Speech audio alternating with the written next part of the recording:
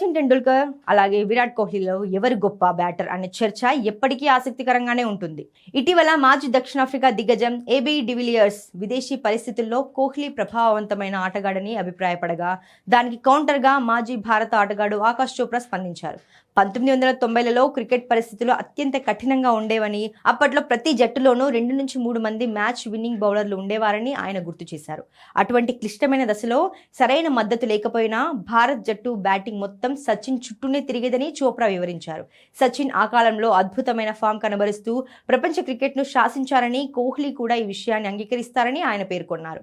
2 తరాల ఆటగాళ్లను పోల్చడం కంటే వారు ఆడిన పరిస్థితులను పరిగణలోకి తీసుకోవడం ముఖ్యమని చోప్రా అభిప్రాయపడ్డారు.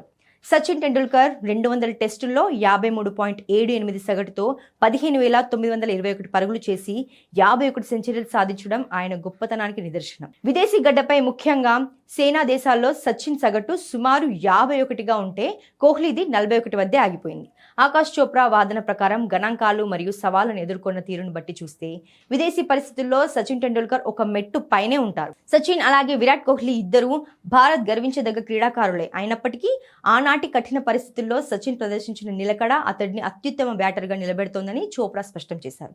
ఈ చర్చ ద్వారా క్రికెట్ ప్రపంచంలో సచిన్ టెండూల్కర్ స్థాయి మరొకసారి చర్చకు వచ్చింది.